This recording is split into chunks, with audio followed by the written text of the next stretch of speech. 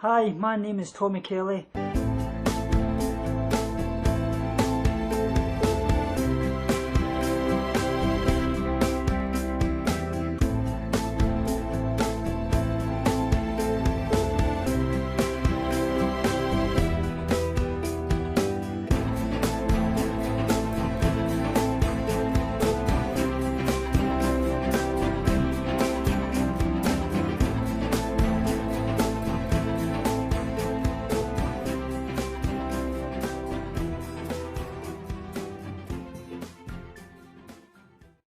Today I want to start off with a wee song. You are my sunshine, my only sunshine. You make me happy when skies are grey. You'll never know, dear, how much I love you. So please don't take my YouTube friends away. That's for all you guys, for all your support. It means the world to me. I love you so much, and I couldn't be here and improving daily if it wasn't for yous. Also as well, I've got an ABC right through the alphabet of reasons for recovery that I want to share with you just for some motivation. A is for asking for help. B is for bravery. C is for choosing life. D is for dawn after darkness. E is for eating healthy and just eating what you like to nourish your body. F is for freedom. G is for gaining back your health. H is for hope, which we all want. I is for it is possible. It is possible. Full recovery is possible. J is for just one step at a time. K is for knowing you are enough. L is for loving yourself, which we all want to do and we're all getting there, but it comes gradually. M is for managing urges. N is for nourishing your body. O is for opening up, and that's obviously like telling people things and admitting your illness, which is half of the battle. P is for positive thinking. Q is for quiet meditation. R is for relapse. It is okay. Recovery is not linear. There's many bumps in the road. S is for strength. T is for talking. U is for understanding. V is for valuing yourself. W is for you're worth it. X is for experiencing emotions. Y is for you can do this and so will I. Z is for Z's sleep, which we all need. It helps your hormones, it helps you recover, and it helps you with your weight gain as well. So thanks very much for that, guys. So today I want to touch upon the second part of my eating disorder history and how, like I told you before in my first video, it all started with the loss of my mum in 1997 through a 17-year battle with cancer. Obviously I went to Australia in the year 2000. I was gradually getting worse since my mum died, and I had been working in a meat factory at that point. Obviously I went to Australia, I got off the plane and I collapsed and had a major heart attack, and I was taken straight to Gartnavel Hospital in Glasgow, which I spent 9 months, and I was obviously 6 months in a potassium coma. And like I say, I woke up during half of that time, and I said to the nurse, am I in heaven? Because I seen all these clouds, and she says, no, you've been in Gartnavel Hospital, you've suffered a major heart attack. So from that point on, I was fed with a peg feeding tube, and I was gradually brought up in a refeeding syndrome diet. And I got up to the point I was in 4,000 or 5,000 calories a day, and then I got let out, as I say, 9 months later, and I was up to a weight of 12 stone, and I maintained that for a long time. I obviously went back to work, and I was working in a wine warehouse in Beeve, Alliance Wines.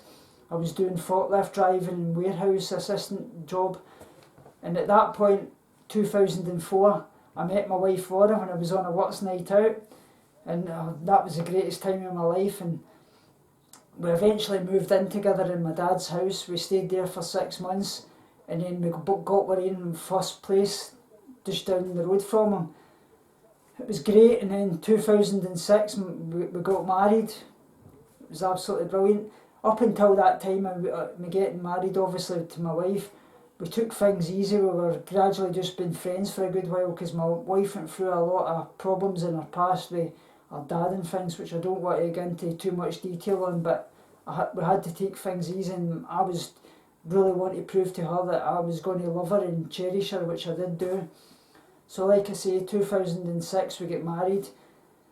A couple of years later she suffered 4 miscarriages and it was misdiagnosed as polycystic ovarian syndrome, and it actually turned out it was ovarian cancer, so she had to have a full hysterectomy, so we can't have kids anymore, and it both affects us that much because I really want to have a family and things, and so does Laura, and it's distraught. It's really something that really kills the two of us, and we'd love to have a family, but it's not meant to be, and as long as her health is here, that's the most important thing. So up until then, like I say, my dad had taken really no well with his diabetes and things, and he ended up getting his leg removed because of gangrene with diabetes and things. So my weight absolutely dropped and I had to give up work and things. I ended up a few months later, after caring for my wife with her cancer and things and looking after her, my weight just dropped and dropped and dropped.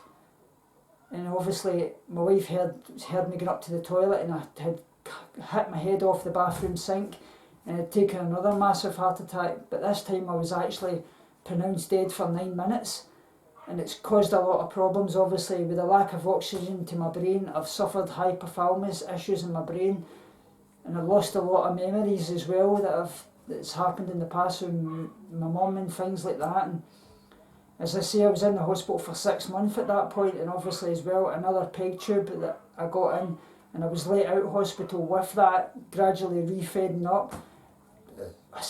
I stayed about 7.5 stone for a good while obviously, but gradually my dad's illness was getting worse and worse and worse, and he suffered a massive stroke and he was paralysed all right down his right side, and he ended up being wheelchair bound.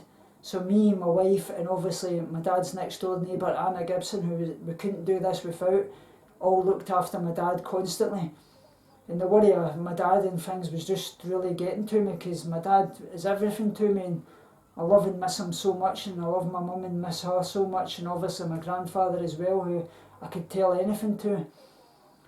So over that time my dad was just getting worse. He was falling in the house and things, and his diabetes was getting worse. He was suffering kidney issues and things, and then end of November 2014 he went in for a routine amputation and a few of his toes in his other leg, and on the way down to the theatre he took another massive stroke, and he was in ICU for 4 weeks, and the doctor told me it was just a matter of time because his heart was barely pumping and he was on an oxygen machine.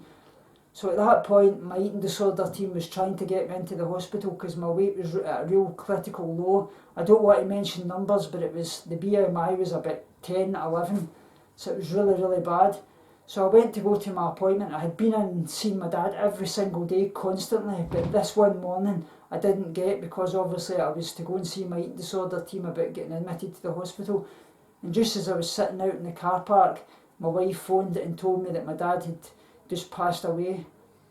So I had to go in and tell them obviously that what had happened, and things get delayed and things. So they agreed with me that I would be allowed to stay like that until January, until all the funeral was fixed out and things were out the way.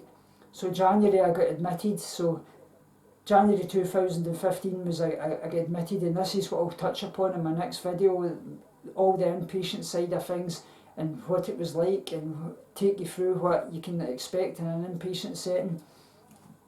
So I hope you like this, guys, and I've wrote a wee poem for you just before I go to help you with recovery, and just to let you know that there is hope there. I've called it Live. I would love to blame the devil for the confidence I had lost, or point the fingers at the crossroad when living life came at a cost. You are the only one to blame as I gaze through my reflection. It is your choice to turn the page and head in a new direction. The mirror is just a mirror, there is no future to be told. A bleak reminiscence of the past as you witness yourself unfold.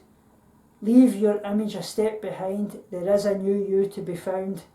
Your soul will teach you how to fly, so please stop staring at the ground. Start enjoying this life again and stop living in the sorrow. Smile and walk this world with pride. Learn to laugh like there is no tomorrow. And that's very true, guys. You can recover, I'll recover, we'll all do this together. Live the life you love the life you live. You deserve to be loved. You deserve to have a happy life. Thanks guys, and love to you. Also as well guys, you'll see this new mural that I've got behind me. This is my astrology one that I told you that I had. So I hope you like that. It's a really nice one. Another part of the vegan tag. So thanks very much guys, and remember I love you so much.